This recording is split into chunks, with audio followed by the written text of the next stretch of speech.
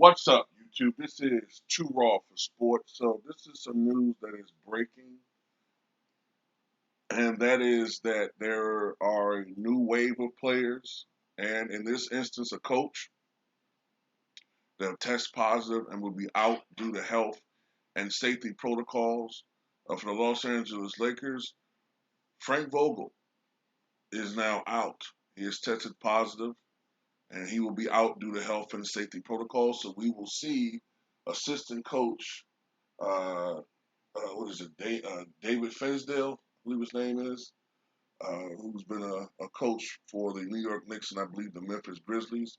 He will be making his debut tonight for the Los Angeles Lakers as a head coach, and that could be uh, potentially a preview of something more permanent. But this thing continues to hit the NBA. I'm going to go ahead and say this in the video, not do a separate one. For the Philadelphia 76ers, Milton Shakes and Andre Drummond, the former Laker, Andre Drummond, have entered the health and safety protocol. So this thing continues to still hit the NBA. I don't think the NBA is going to do anything as far as shutting down. I think they're just going to ride this thing out. I think they should shut it down for like a week or two, but they're not going to do it. Um, I was discussing this with a friend of mine yesterday, man, and he made a compelling point. This thing isn't going anywhere. Um, this thing we're dealing with, and have been dealing with since the spring of 2020 or even the winter of 2020. Uh, it's not going anywhere. So eventually, the NBA is just going to have to live. We're going to just have to live with this thing. It's not going anywhere. Okay, they've been telling us for quite some time. Let's ride this out, and it'll be over with by 2021. Well, here's 2021 on the eve of 2022, and it's raging again. It's not going anywhere. It's not going away next year. It's not going away in 2024 or the year after that. It's here. This is a new um, thing that we're going to have to deal with along with the other things we have to deal with. So I think that ultimately the NBA players are going to have to like kind of, I don't know, man. They might have to just sign waivers after this season. They're just going to have to sign waivers, uh, just saying that they're going to put themselves at risk for contracting that, and they cannot sue the NBA for any legal reasons if something were to go wrong. I mean, because I don't know what else they're going to do because you're going to keep doing, you're going to keep affecting the quality of the NBA with this shit.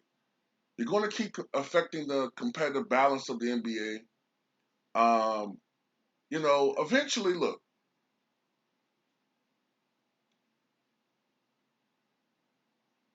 you're going to have to start treating this thing how we treat colds and flu. The experts, not me, I'm not an expert, I'm not a doctor, but this is what experts have said. Eventually, this thing is going to become endemic, which means that it's going to become sort of like any other social uh, uh, communicable disease that we get. You know what I'm saying? Uh, so this is something that's just a new one that we're going to have to deal with. The situation we had to deal with 100 years ago, the Spanish flu pandemic. Well, that version is just a regular now, just a regular flu. It was a new strain that was introduced to the world.